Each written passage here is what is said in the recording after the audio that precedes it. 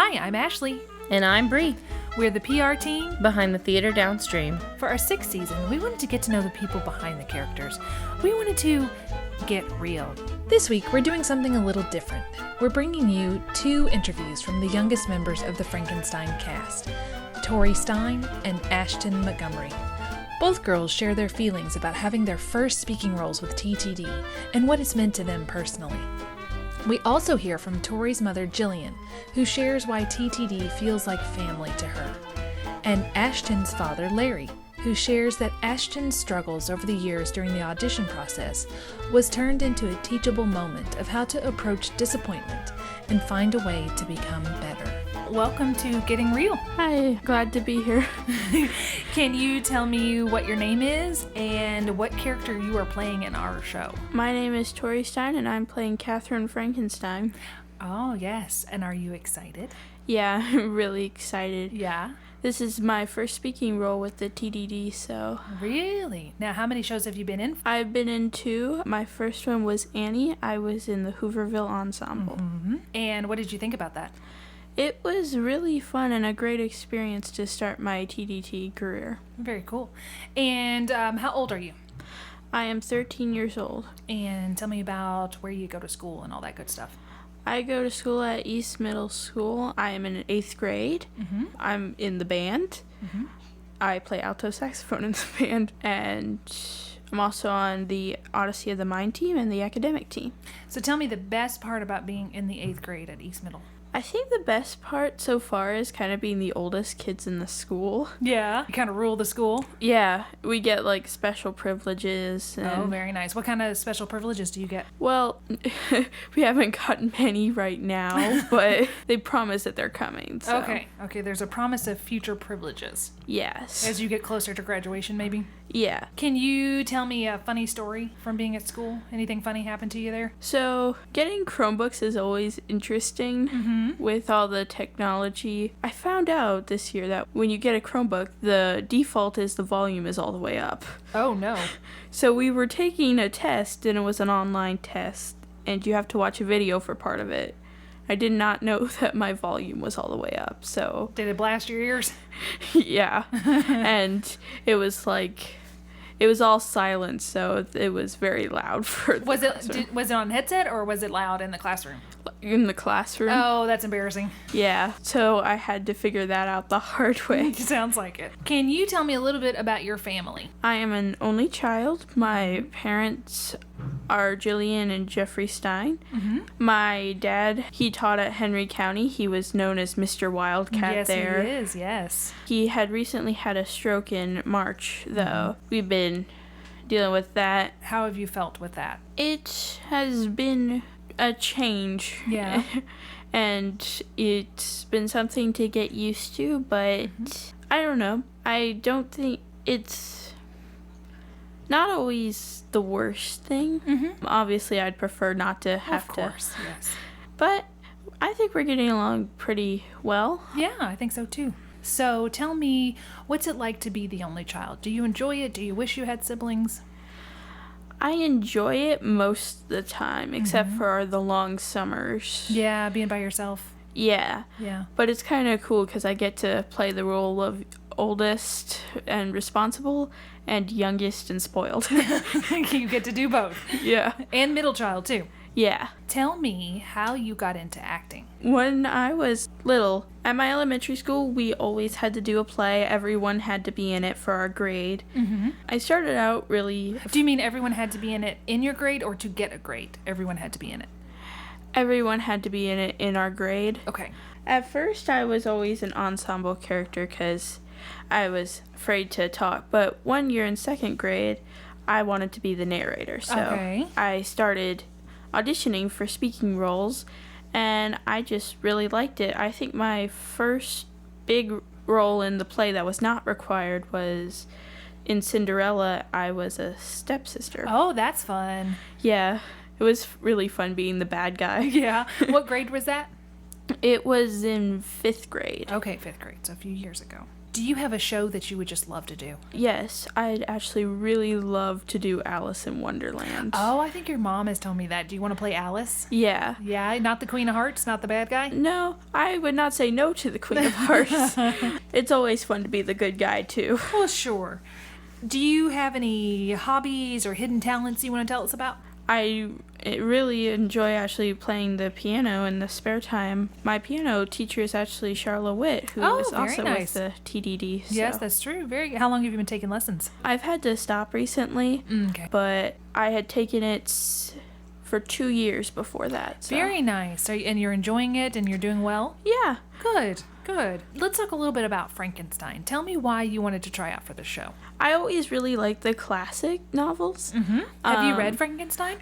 No, but I've read other ones, and Frankenstein's on my list. Actually, it's my language arts teacher's favorite novel. She has it in our classroom. So. Who is your language arts teacher? Miss Hudson, but Miss Hudson's also my academic team coach. She was telling us about it one day in class, and I'm like, hey, that's really cool. Mm-hmm. And I remembered that the TTD was doing that. I'm like, hey, that'll be a really fun thing to do. Mm-hmm. Now, did you try out specifically were you wanting Catherine specifically, or did you say, I just want to be a part of it? I wanted to be either Catherine or Justine, but mostly Catherine. Now, tell me who Catherine is. Tell everyone who Catherine is in the story. They may not know. Catherine Frankenstein is Victor Frankenstein's little sister. Mm-hmm. What happens to her in the play?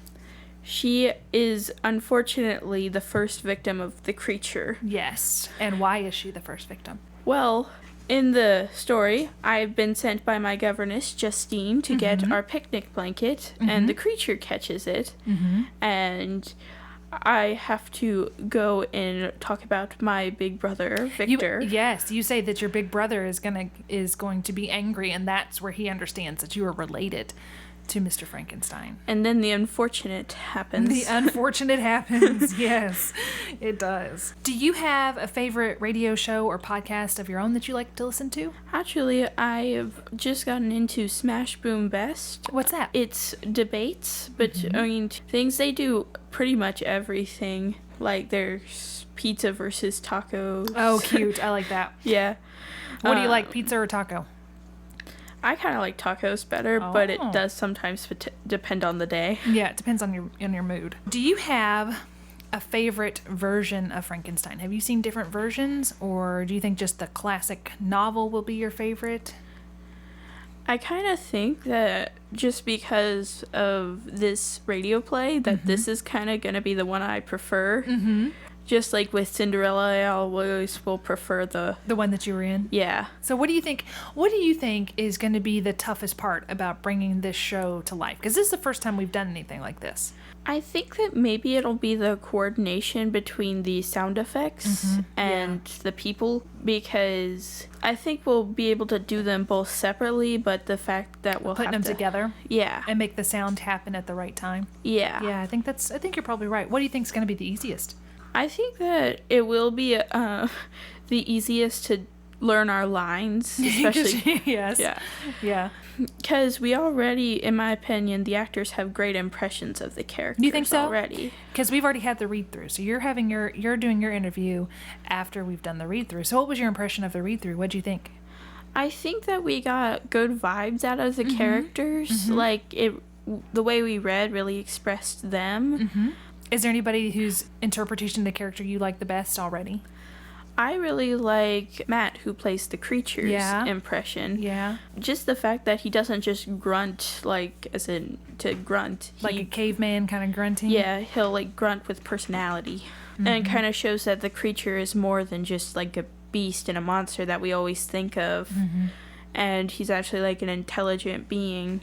I like that. Some versions that I've seen have actually made Frankenstein, or the monster, the creature, they've had him become almost refined after DeLacy teaches him how to speak, where Matt is still kind of sounding a little bit creature-ish. The one version I've seen has him talk almost like a proper Englishman. Which do you think is better? I think that it'd be better, because this is a radio play, to still sound kind of like the creature. So they know who it is. Yeah, because you don't really have the ability to see the person doing it, so it's better to be able to hear the similarity. I think that's right. I think that's good. What do you feel like is going to be challenging about bringing Catherine to life? I honestly think that it'll be the part where the creature gets me, because that is definitely the most emotional felt scene that I'm in. Yeah. Do you have to scream? I can't remember. Yeah, I actually have to scream in my hand. Okay. It's also the muffled part that'll be... Right. Because how does he dispatch of Catherine? So they always talk about how the creature can kill his victims in a single blow, so... Do you think he hits her, or do you think he strangles her? I think that it's more of a strangle. I think so, too. What do you love about Catherine? I love how innocent she is, and how, honestly, she just wants to hang out with her big brother. Yeah. There's a big age difference between the two of them, isn't there? Yeah. What would you guess that it is? He's probably in his 20s. And do we know how old Catherine is in the show? Yeah, she's supposed to be about 12 or 11. Okay. So there's about 10 years between them? Yeah. So that's definitely a decent amount of time, especially because her brother is off. Yeah, and it kind of works with you because you are an only child, and sometimes it sounds like Catherine is being raised as an only child, even though she has a brother. Yeah, though I do think that Justine kind of... acts like a sister? Yeah. Yeah. Like, definitely some of my lines sound more like master and servant. But some of them just seem like we're friends or sisters hanging out, having a picnic. Yeah. Do you have a favorite line? I really like it when I make Victor promise to hang out with me. When he feels up to it, next time I have a picnic. As an actor, as a budding actor, what do you feel like are things that you're really good at, and what do you think you need more work on? So tell me what you think you're really good at.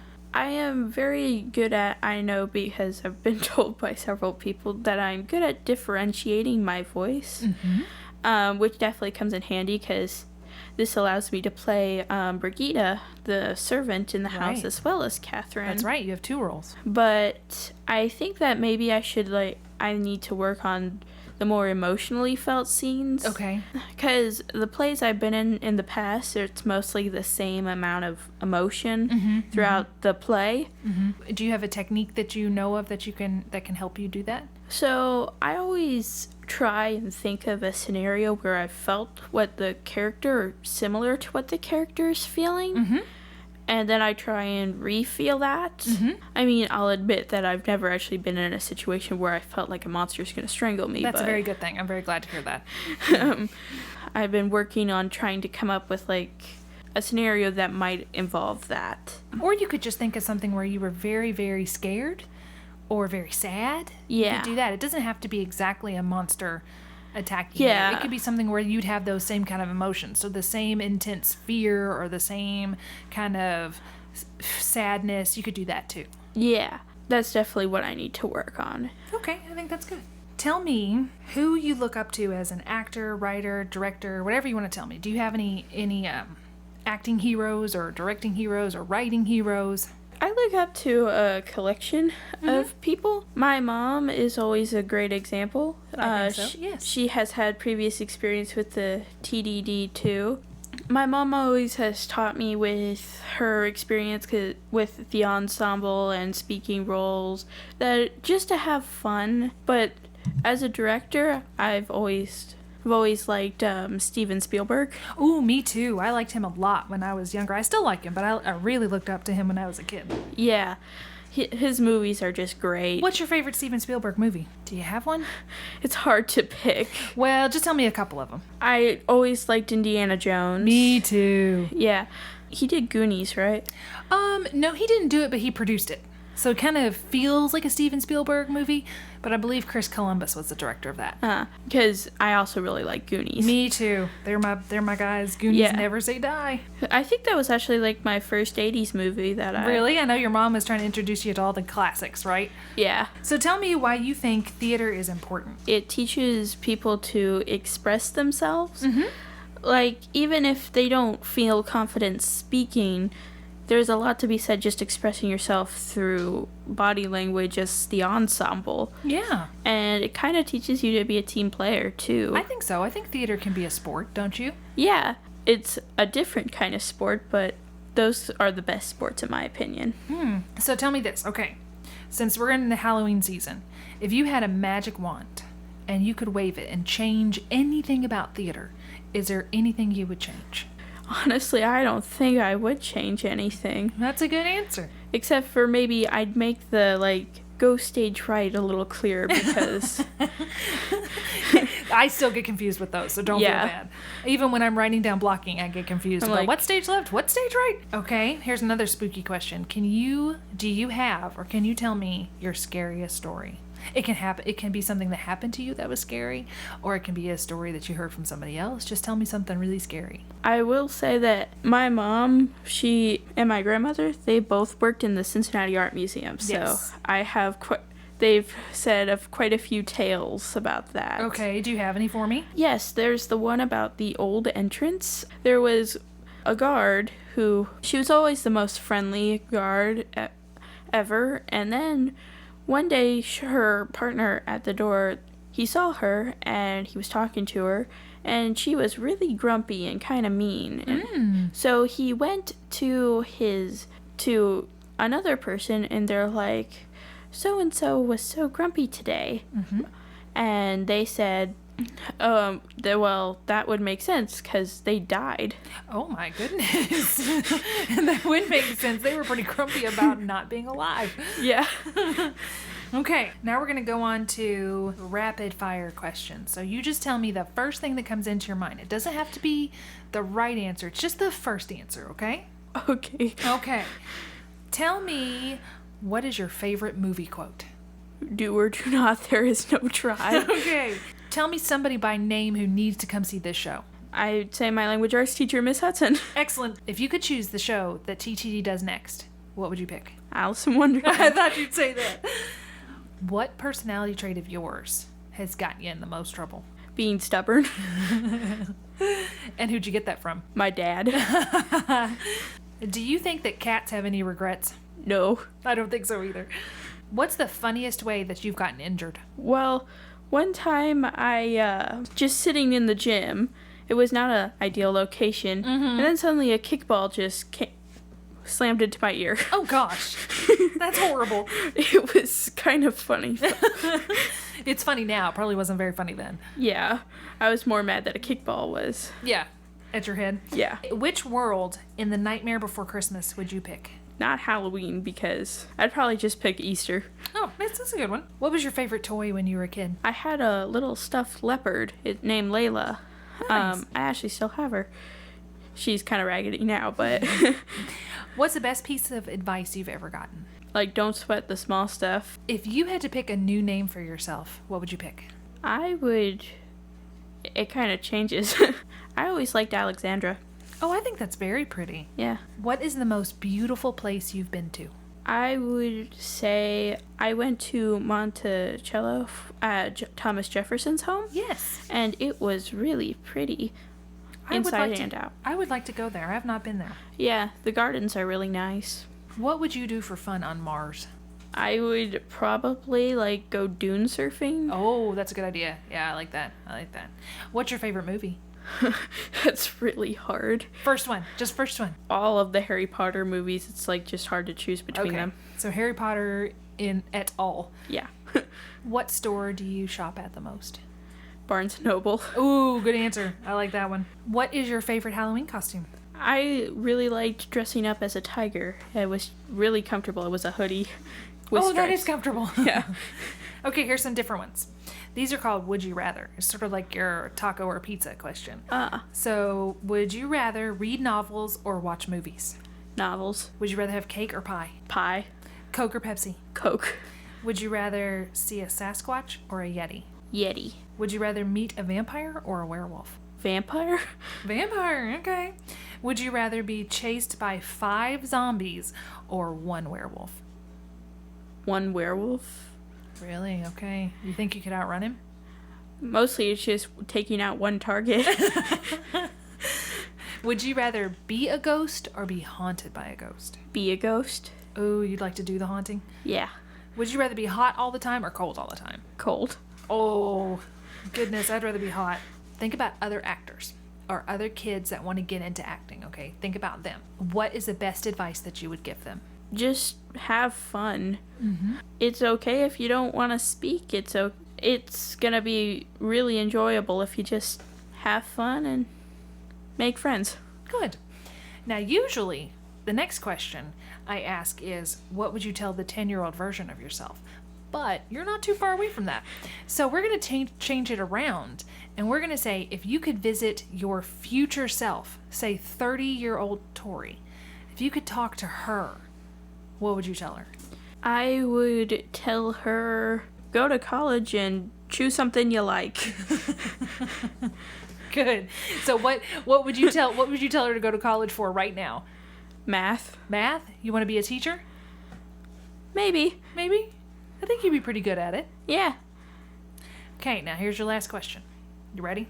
Yeah. If you knew that you could not fail, what would you do? Tell me something you've always wanted to do. Just always dreamed of doing. I've always wanted to go to southern Scandinavia. Okay. So if you knew you could get there and you wouldn't fail and all the plane would land and everything would be good, you'd go there. Yep. And what would you do there?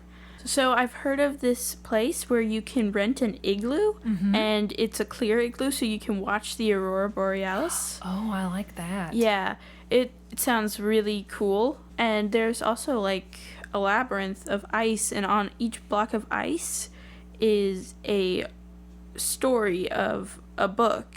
Oh, very cool. Yeah. Cool. So. Okay, I lied to you. I got one more question for you. That's fine. Tell me why people should come see Frankenstein. Because it's like a play that you've never seen before. It's just talking and noises, and you also get to like see how people make those noises. So, you know, when you go to a movie next time and hear a noise, you're like, hey, I know how they did that. That's right. Okay, my dear. Thank you very much for coming on the show. Yeah, it's been fun. Thanks for having me. You're welcome. Well, hello, Miss Jillian. Hello. I'm doing a little bonus section here, so you're not very prepared for this, I know. But that's okay. I can roll with the punches. You can roll with the punches. I want to know, since this is Tori's first real speaking role with the theater, what does that mean to you? Oh, I'm just very excited. I have seen Tori really blossom when she's in front of people. When she was younger, a lot of her teachers thought she was very shy and reserved. We've always known how intelligent she is. But a few years ago, when they started doing plays at school, they would give her speaking parts. And every time, the teachers would come up and just be flabbergasted with just how well she presented herself. And I think it gives her confidence. It means the world to me that she can show that to my friends and the members of the Theatre Downstream, because she just comes alive on stage, and she has a natural ability to click with, she actually decided very short notice to try out. Yeah. And she just jumps right in. And I think she's very intuitive with how to interpret a part. And that I'm just so excited, honestly. Yeah. I can't wait to watch her. Yeah. Yeah. So one more question for you, and then I'll let you go. What do you love best about TTD? While it's hard to pin it down, I think the sense of family. It has... When I moved to Shelbyville from Cincinnati, we didn't have any family connections. We didn't have any friend connections. And it's hard to build those as adults. And even the people I was meeting, while wonderful, didn't share a lot of the same interest, and it's not one quality. Yeah. But being a part of the theater, and now especially with the things we're going through with my husband, I really feel at home. I feel like, this is where I belong. And the amount of love and caring, I'm gonna tear up. But I don't want to make you cry. No, I mean, really, truly, I love being on stage. I feel like it just ignites something in me. But just being with the people and all of the people, whether they're on, actors or production, they make me feel so loved and so welcome. And I'm so glad that Tori gets to experience that. I think she's going to have a blast. And I think everybody is going to be thrilled to hear her, because just with the limited reading I've heard, I'm entranced, and it's going to be great. So, okay. Well, thank you for jumping on here. Thanks. Welcome to Getting Real. Thanks for having me. You are welcome. Can you tell me what your name is and what character you play? Yes. My name is Ashton Montgomery, and I'm going to be playing Justine in the Frankenstein radio show. And how do you feel about that? I'm really excited. Yeah. This is like my first big lead that I've ever had. So it's really exciting. I was actually really surprised when I got the call. Oh, really? For it too. Yeah. I thought you did a really good job. Thank you. So tell me what you're looking forward to the most. Probably the cast, like just getting to work with everybody, especially Tori. We've been in a couple shows together, but we've not been had a chance to work this closely. Yeah. Are you and Tori good friends? Yes, we are. Good. It's always fun when you get to work with your friends. Yeah. I met Jillian in Mary Poppins, and we, hit it off right away.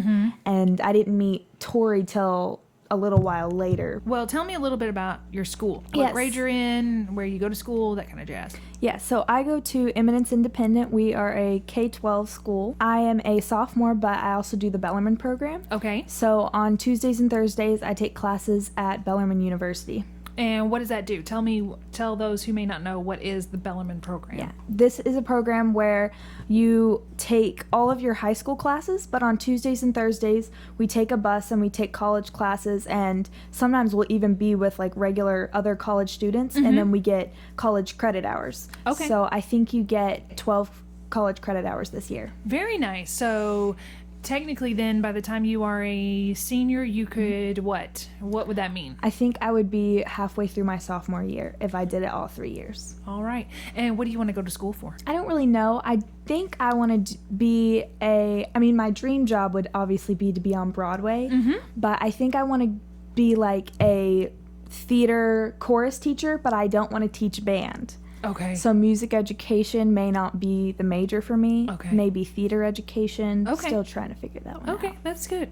So what you're doing really right now is just taking general education classes. Tell me about your family. Who do you live with? So I live with my mom, dad, and my little brother Elijah, who is actually turning 11 in 2 days. And do you guys get along? No.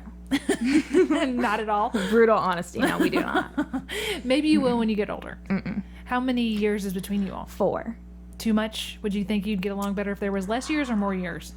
I don't think years is the problem. Okay, think it's just a personality thing? Yeah, we have really different personalities. So tell me, what's the difference? Elijah he's really, really funny and he's outgoing, but he just, like any little brother would do, he does everything he can do to get on my nerves.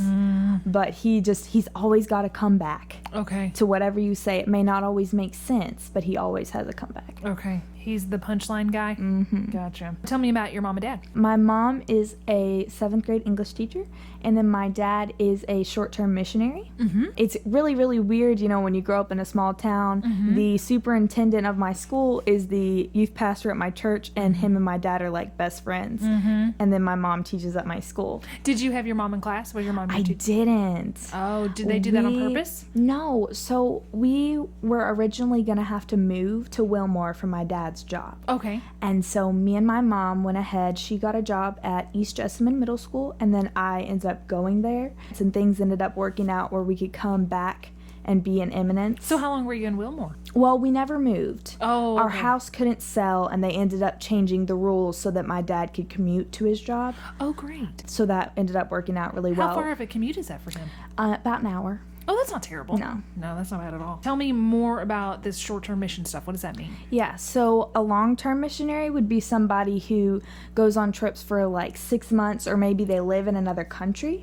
But his mission organization is different to a lot of other mission organizations. Can you say the name of it? Yeah, sorry, it's Go International. My dad has mostly been doing Central and South America, but lately he's gone to Israel and some different places. Nice. And how long is he gone for usually? Usually a week to 2 weeks. Okay, that is short term then. Yeah. Okay. So they work with the indigenous pastors, and their whole thing is get them to the point where they can do the things that the missionaries are doing, they can do it themselves. Gosh, that seems almost like too short, because it takes a long time to get over to those places, and then it feels like you would just get there and turn around and come back home. Yeah, so they do go back to the same places a lot for like long periods of time. Okay, and what has it been like for you to grow up with a father who's a missionary?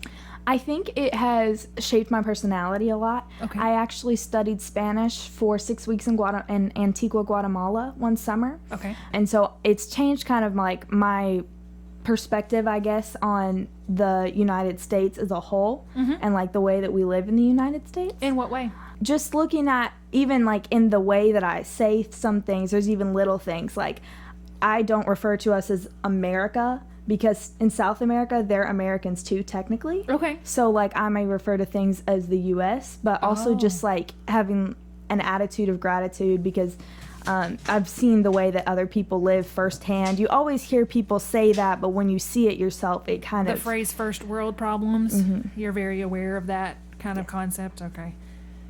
And what has it been like as for you all as a family for him to be gone short time? What is that? You know, it hasn't been as bad as I think people would like to think that it is. He's not. He usually goes on about 6 to 8 trips a year, but it does depend on the time of the year. So he's gone a lot during the summer, which can be sad sometimes, because it's like that's when I'm at home the most is during the summer. But he tries really, really hard. You know, he won't miss birthdays. He refuses to miss anything important like that. Although, has he ever missed Christmas or any major holidays? That's good. He missed Elijah's birthday one year, and then we went on a cruise into Disney World that year, so I think he was okay. Elijah's gonna be fine. Tell me your acting origin story. How did you get into acting? All of the kids at school were doing it, and the only shows I'd ever been in were my church shows. Okay. So they were very small. You did them for about a month. So I was actually, Eminence's acting program is still very young. Okay. So how long have they had it? I think since I was in 3rd grade, so only 6 or 7 years. Oh, all right. So they were doing Little Mermaid Junior, and I was doing the church show. Little Mermaid Junior auditions were in November, and I was like, I'm doing the church show, so I can't do the school one. Because I didn't realize that it was like the performances were going to be in April, not in December. Yeah. So I did the school show that they had the next year, but actually I didn't get really into it until Mary Poppins. Oh, okay. So my dad was telling me that there's this girl that he went to school with. That's right, yes. That's always asking him to come to shows. Yes. And so the first show that I saw at Theatre Downstream was Arsenic and Old Lace. Oh, that's a great show. Yes, it was so good. That's a really good show. So Mary Poppins has been one of our family's like biggest musicals. My dad watched it as a kid. Everybody in my family really bonds over their love for Mary Poppins. Oh yeah. So I agree with that. I love Mary. At the end of Arsenic and Old Lace, they announced their next season. Oh, that's right, we did. Yeah. And Mary Poppins was in their next season, so I went and auditioned for Mary Poppins. Is that why Elijah tried out too? Mm-hmm. Okay. It is. So I went and auditioned for Mary Poppins, and I actually got a call back. I ended up getting a part in the ensemble, and it just kind of totally changed my perspective on theater, because I'd only ever done that one or two school shows and then church shows, and it's completely different. So do you have like a dream show or a dream role, something you'd want to do? So I've 2. One would be Anastasia in Anastasia. Okay. That's my favorite musical. I love all the history behind it. And then Anne of Green Gables. I'm a bit old for that now, but you know, you can dream. You can dream. That's what it's called. It's a dream. You're allowed to dream. Do you have any other hobbies or hidden talents you want to tell us about? I play 3 instruments. Oh, nice. What are they? I started playing the piano when I was in 1st grade. Okay. And then only in the past year and a half have I started playing the ukulele and guitar. Okay. And then I have a calligraphy business that I run so that I can pay for dance lessons. Oh, very nice. How's your calligraphy business doing? Pretty well. So I'm in the 4-H Means Business Club, and they pay for us to go to different shows. Okay. So that we don't have to pay our booth fees, and we make most of the profit. That's really nice. Yeah. I like that. Why did you want to be a part of Frankenstein? I have had a little bit of a rough patch here lately. Okay. I auditioned for our school play and I didn't get in. We have a smaller show and then we have the musical. Everyone gets into the musical. Oh, okay. The smaller show, I got a call back and it was between me and one other girl and the other girl got it. And then before that was Sound of Music, which I didn't get into. And I actually tried out for that at Shelby and didn't get into it either. I'm sorry. There was a couple other Theatre Downstream plays I didn't get into, so I was like really upset. Yeah. And I kind of decided on a whim that I was going to go do Frankenstein. I'm glad you did. Yeah, I am too. Yeah. So let's talk a little bit about that. How would you advise others to deal with those feelings? What did you do to work through them? Well, the first time I ever got turned down for a role, I now look back and laugh at it. Really?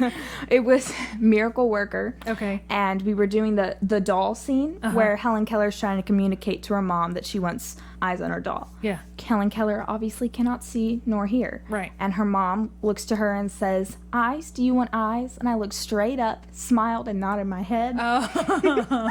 So you kind of understood that one So then. yeah. The first big one for me, I think, was maybe Wizard of Oz.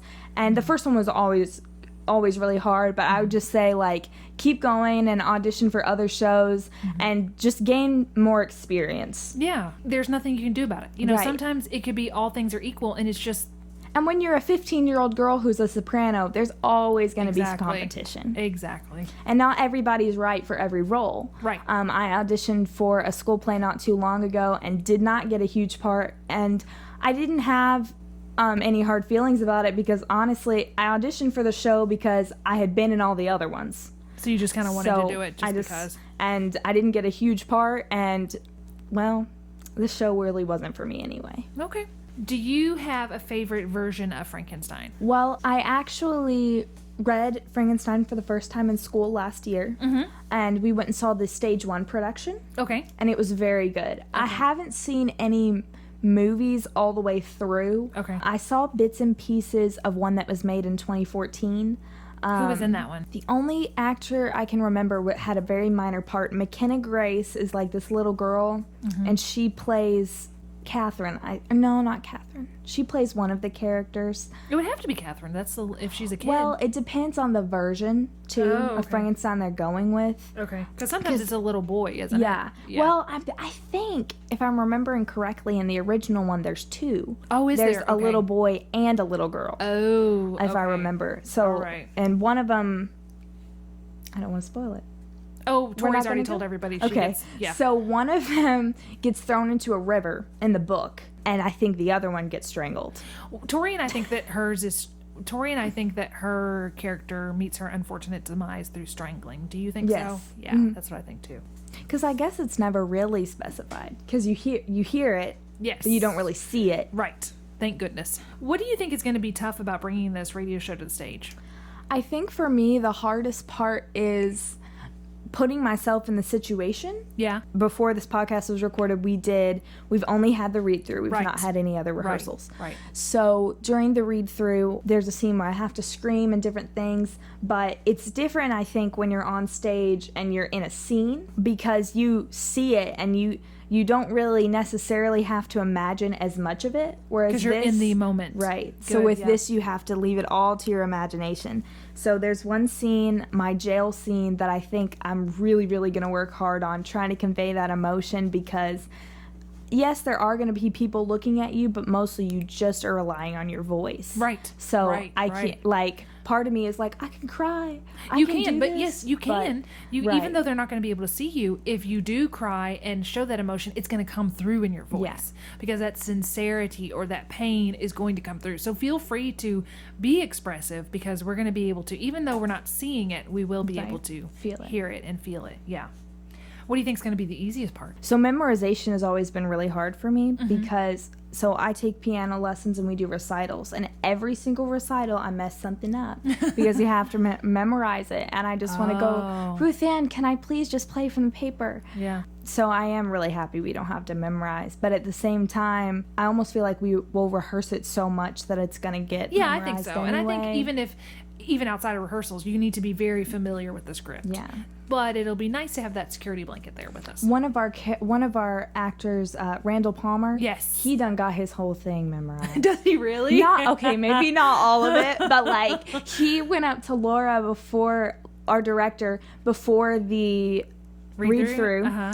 And he was like, okay, so in this scene, and he has a lot of longer lines. Yes, he does. And he would say, in this scene, he would say the whole line perfectly. And he was like, do I do it like this or do I do it like this? And he's playing like 6 different characters, right? Oh, yeah. Yeah. So he was like reading some of the lines just from memory. And I was like, oh my gosh.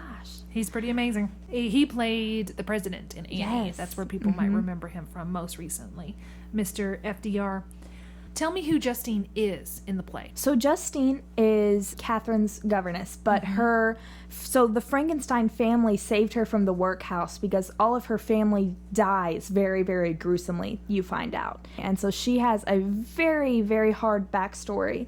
Obviously, as Frankenstein is a tragedy, she does, die and everything. So her whole character is very, very serious, as most of the characters are in this show. So what do you think is going to be challenging about bringing her to life? I think the most challenging part is going to be just being able to convey emotion, but still be able to clearly pronounce the words, if that makes sense. It does, yeah. So they can understand you. Because I was in the read-through, I was trying to play around a lot.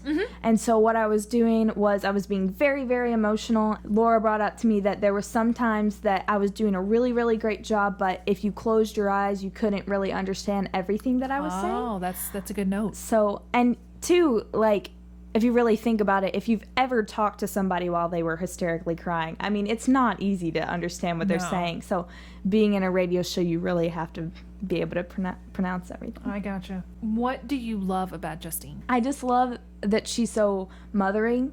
It's actually really funny. One of the last plays that I was in, I was Mrs. Bucket and Willy Wonka Jr. And it just feels like every show that I'm in, I'm either like a mothering character or like off stage the directors are like, can you go help this child with their homework? Do you think it's because you are an older sibling in that you are much older than your sibling, so it's kind of made you into that second mother figure? I think that I was very mothering to my brother when I was younger, and now not so much now. Now I'm just kind of like, leave me alone. But I do think I do have that kind of mama bird instinct for other people. Just not your brother. Not for my brother.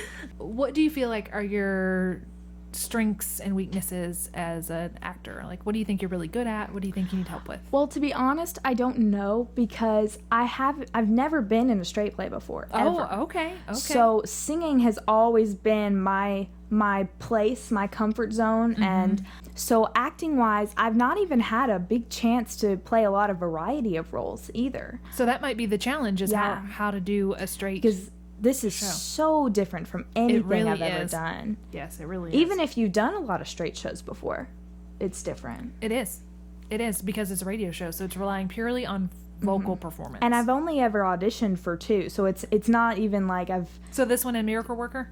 Well, 3 if you include. So Emotional Baggage, which was the school one, gotcha. and then Miracle Worker, which you don't count. Which I don't count. Okay, they're so bad. Who do you look up to as an actor, writer, director, whatever you want to say? It can be local or it can be big screen. Yeah, there's not one that I like consistently, but there's a lot in there that I do really, really love. So I love Audrey Hepburn. I've not seen a ton of Audrey Hepburn movies, which makes me sad. But I recently... You know how to fix that, don't you? Oh, yeah. Just watch it, man. So I love The Flash, and there was a musical episode, and one of the characters sings Moon River, and I knew Moon River. So I went and watched Breakfast at Tiffany's, and then I've seen My Fair Lady. Okay, that's a good one. I've seen some different ones, but I just love that. And I love watching movies from famous people that nobody's ever heard of. Okay, like what do you qualify that as? You're saying a very obscure Audrey Hepburn film is what you mean? Well, not just her specifically, but like, so recently watched Julie Andrews was in, one of her first movie roles was in Rodgers and Hammerstein's Cinderella. And it's black and white, and it was filmed in 1962, maybe? It was a television special? It was a television special, and it wasn't put on DVD until 2004. So naturally, you really only could see it if you were alive when it was on, or you bought it after the time it was on DVD. And did you guys buy it? We did. I got it for my birthday last year. Very cool. So who is your favorite classic actor? Audrey? Yeah, probably. Yeah, even though I've seen her in 2 movies. Well, what do you like about her? I just love that she's so different.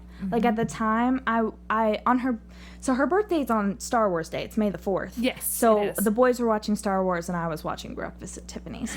But like I was just reading all these things about her. Like, for example, black is like Audrey Hepburn wears black. It's her famous color. Right. Little black dress. And at that time, black was like only worn at funerals.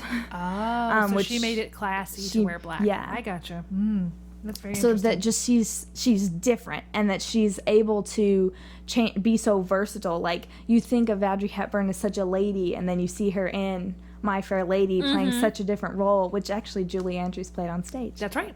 You should watch Charade. Okay. That's the show, that is the film that made me fall in love with Audrey Hepburn. Really? Yes. And you would probably also like the show called Wait Until Dark, and she plays a blind woman. Oh. Yeah, it's a film. And I know she was in War and Peace. Correct. When she was much younger, and she's done a whole lot of films. So I think you should maybe make that a summer goal next year, or maybe during winter break. I have a bunch that I need to watch over fall break. Brigadoon is another one on my list. I don't know if you've heard of that one. Gene Kelly. And then The Light in the Piazza is a big one on the list right now. I want to sing The Light in the Piazza from The Light in the Piazza for GSA. Okay. Governor's School for the Arts. And I read the book, but I've not yet seen the movie, which isn't a musical, and I am sad about, but I still want to watch it to see where it came from. So tell me, why do you think theater is important? It can give people a voice, and they can be able to see somebody on the stage and say, "Oh my gosh, that person's just like me." Especially when you're somebody who is considered like weird or different from everybody else. And it's also it can help people to think about things in a new perspective.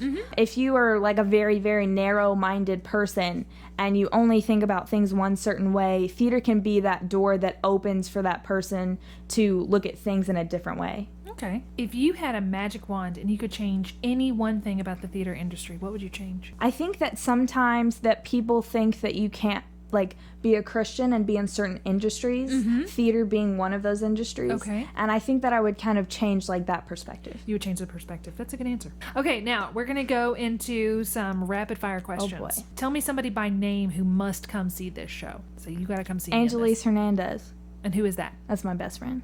Angelise, come see her in the show. If you could choose the show that TTD does next, what would you pick? Peter Pan. Oh, that's a good choice. That is good. Were you in Peter Pan when the infants did it? All right. Yeah. What part did you have in that? I was one of the mermaids. I don't remember which one. I wouldn't want to be that again. I would be something different. Okay. What is your funniest childhood memory? Crying because somebody told me I had a frog in my throat. That's your... And you believed them? Yeah. Oh, well, man. when you get throat clogged up. Someone said you have a frog and you believed it. Yes, I cried. What personality trait of yours has gotten you in the most trouble? Oh, I talk too much. Oh, did you get notes in school? When I was little. When I was, in elementary school. Do you think that cats have any regrets? That cats have any regrets? Oh, of course. What do you think they regret? Scratching their owners on the face. On the face? I thought you were going to say furniture. No. Oh, no, they love scratching the furniture. Oh, okay.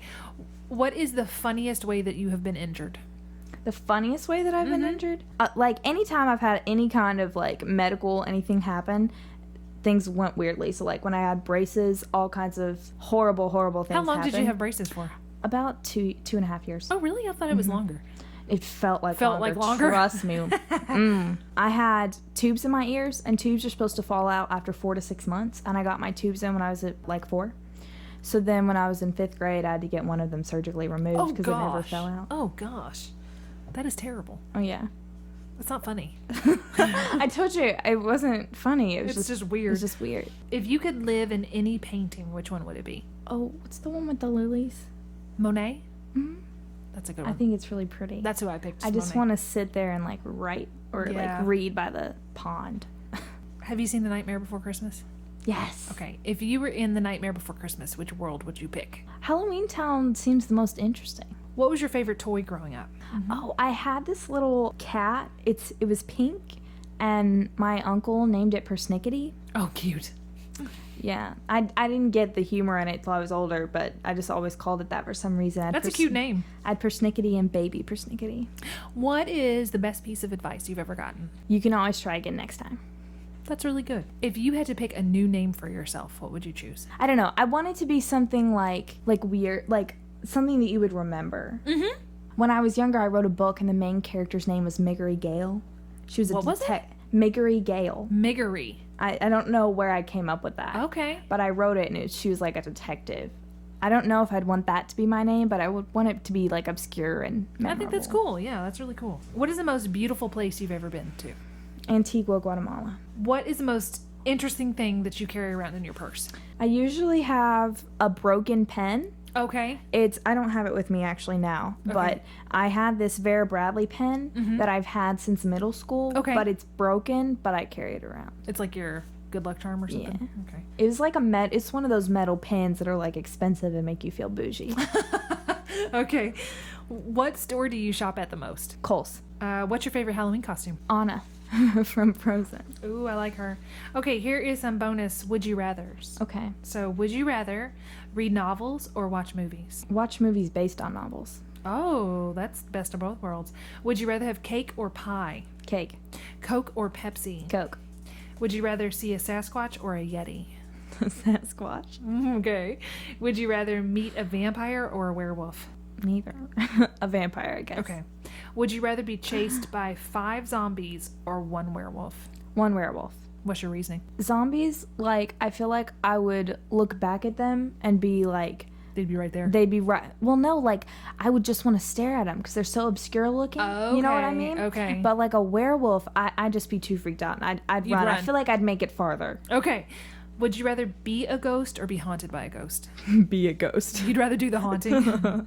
Would you rather be hot all the time or cold all the time? Hot. That's my girl. Now we're down to the last few questions. All right. Already? Already. I know. It's gone by pretty fast. What is your best advice for other actors? People in your same position. Consider everybody's advice, at least, and go with your gut. Okay. If somebody gives you advice, take it into consideration. If it doesn't quite feel right, don't feel bad not to take it, but also don't think that you're too big and bad to take anybody's advice. Okay, now this is going to be a little bit like what it was for Tori, because Okay. you guys are kind of close to this age. Mm-hmm. Normally the question is, what would you tell the 10-year-old version of yourself? Okay. But you're still a little bit close to that. So let's flip it on its head. If you could talk to the 30-year-old version of Ashton, what would you tell her? I would say don't be afraid to take a risk, because I have always been very like I don't want to take a risk on doing something too crazy like moving to New York and becoming an actress, because it's like scary and really unstable. But I think even at that age that I probably still need to learn that lesson. Okay. What do you hope that 30-year-old you is doing? I don't know, but whatever it is, I hope I'm happy. Yeah. If you knew that you could do something and not fail, what would you do? Audition for a Broadway show. Final question. Okay. Why should people come see Frankenstein? I think people should come see Frankenstein because they're going to be surprised, but also it's going to make them think. It's not one of those shows that you're just going to walk into and, just kind of watch and go through the motions, but this show's really, really going to make you think. What do you think it's going to make them think about? The way that people are and, like, how you treat people. Okay. And I actually read a book this past summer about Frankenstein. Okay, what was it? It was talking about how some people think that everybody is a Frankenstein and the world shapes the way that you are, and then other people think that you're more like Jekyll and Hyde, whereas you have like good and bad inside of you. Okay. And so it, just provokes like some of those types of thoughts. I like that. Anything else you want to tell the audience? Come see the show. It's going to be great. It is going to be great. I'm excited. Thank you, Miss Ashton. All right. Thank you so much. Well, welcome, Mr. Larry Montgomery. You are the father of Miss Ashton Montgomery. People may not know, how long have we known each other? I believe since probably 1994 or 5. So since I was 14. Yes, maybe even 12 or 13. We moved here when I was 12. Yeah. So I don't know if we may have met right away. Yeah. So it's like 7th grade. Yeah, 7th grade. I know I didn't tell you about this. I was going to ask this because I didn't think I was going to ask this. But do you have any favorite memories? Some of my favorite memories, I guess, is just you and I starting out together, learning technology, tying VCRs together, editing film. Yeah. Being silly. Yeah. Do you remember when we used to, every time I would get a new technology thing, we were spelling out Spielberg? Yes. Do you remember that? Yes. So I would tell you, like, I just got this, and you're like, okay, we're on SPE. Yeah, good stuff. Yeah. So, like, also, I remember you were the first person I knew with American Online. So, yes. First person I knew to get on the internet, so we would come over and, explore what is this thing? What is this America Online stuff? You know, the funny story that I would have to tell about I want to hear that one first. So I think I know it, but yeah. No, I don't think you will. Larry and I rode the bus together. Ashton, you can listen to this. Larry and I rode the bus together, and I've heard that you might have this trait as well. And what fascinated me about Larry is that they picked me up first, and then we would go by his house, and then we would go down to the apartment complex, and we would turn around, and your father would wake up when the bus went past his house. This is true. And then he would get in the shower, and he would get on the bus soaking wet, with his little jogging suit stuck to his skin. And this is true. And he would sit, but that was what fascinated me the most. World record for getting ready. It was and like leaving 2 the minutes. house. It was literally like 2 minutes. Yes. You would wake up and and there's shower. a lot of good stories that go along with that, but yes. not pertaining to it. And the fact that you wore glasses, and then one day you're like, I don't need glasses. Yeah, which is a weird thing because I never really needed glasses. them. Yeah, I was misdiagnosed. So yeah, he wore glasses for years, and he's like, I don't really need glasses. Like, who does that? Probably affected my education a lot, but anyway. I would think so. Do you remember we used to make videos? I do. Yes. We would just we were learning how to use cameras, how to edit, how to do effects, all that stuff. But we made a video of all of us playing instruments in your mom and dad's living room. Yes. You remember that? Yes, so I do. I think you were playing the piano, and I was playing the violin. The violin. Yes. So that's really a fun And that's one. the footage you like never show anyone. Never show anybody. Ever. Do you even have that? I don't know. I think it's downstairs somewhere if the tape is still So viable. we gotta explore that. Try to find that. Yeah. Well, okay. Back to Miss Ashton. This is her first speaking role with TTD. Oh, excuse my cat if you can hear him. He's very upset. And how does that make you feel as her parent? We're extremely proud. Yeah. And I have to speak on behalf of her mom. Well, sure. Who has to take her to the theater most of the time. But really, really proud just because of all the hard work that she's put in to get a role. You know, it's a long story of how she was persistent and didn't give up. And right. She talked a little bit about feeling dejected. Yeah. And feeling like, like she got turned down for a lot of roles. And what do you as a parent tell your child when they're upset like this? Well, because I know most of the people at the theater, and some of them more than others, you probably more than anybody else, I like to use people that I know or she knows as examples. So I guess one of the most recent things that was just the things that the theater has taught her, which is probably for her mother and I the reason why we love the Theatre Downstream so much, is because when she would not get a role or she would not make a part or something would happen, and I'm the type of guy that doesn't make excuses. If you know me, my football players, I coach football, so they're like, Coach Montgomery doesn't want any excuses. Yeah. So we're not going to make excuses. We're going to figure out how we can work harder to get the part. Yes. And so probably one of the most, I don't know that Ashton would admit this, but one of the most important times that happened after she didn't get a part was actually a comment that you made after The Miracle Worker.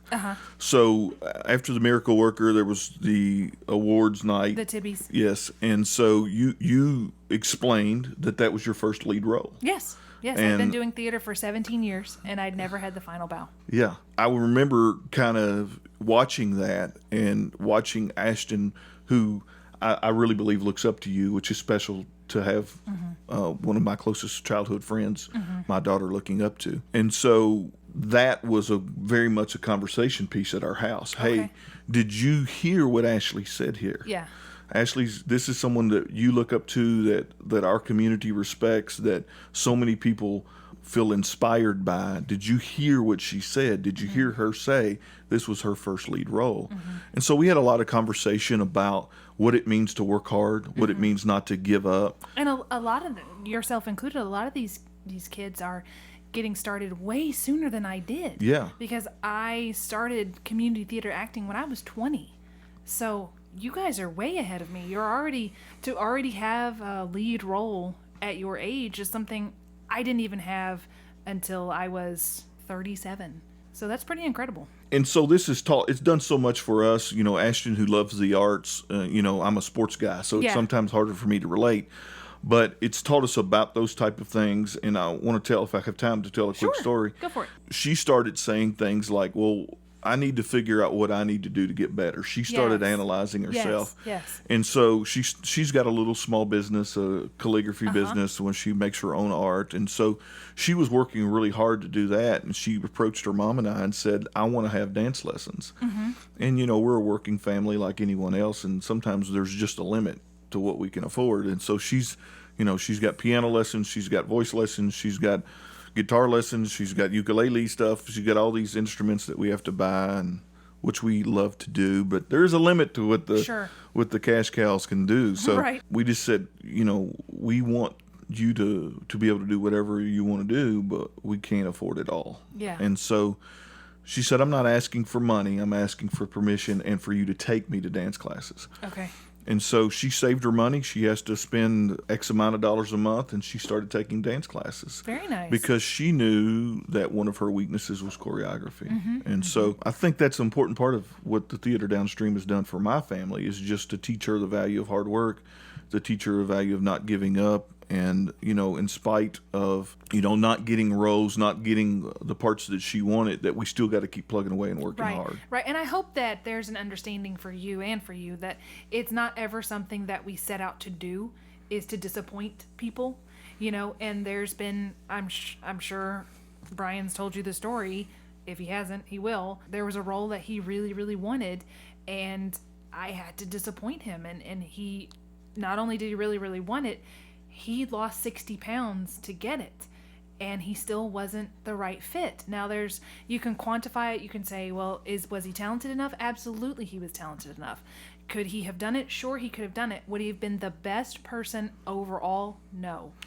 Yeah, so for me as a parent, it's important at those times not to blame somebody else. We don't do that. Right. Not to leverage friendships. Right. I don't think I've ever called you. Not I'm so appreciative. At least I haven't. No, actually, I think I remember texting you at some point when she didn't make it in, and I was so sorry that it happened, and sending you a message saying, I am so sorry. And you even said, no apology needed.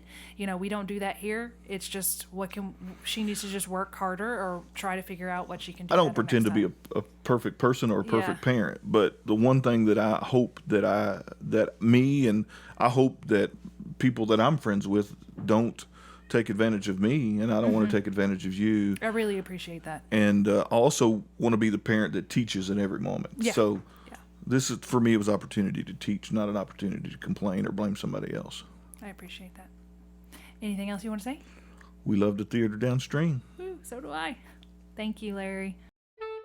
Special thanks to Tori and Jillian Stein, and Ashton and Larry Montgomery, and to the sponsors of our show, Eminence McDonald's and the bookstore at the Berry Center. Our Frankenstein interviews continue next time with Randall Palmer. This episode of Getting Real was executive produced, edited, and written by me, Ashley Raymer-Brown. It was produced and co-written by me, Bree Highshoe. Music was provided by Final Cut Pro, and artwork was created by Ashley Raymer-Brown. That's me. And Bree Highshoe. That's me. Getting Real is a separate entity from the Theatre Downstream.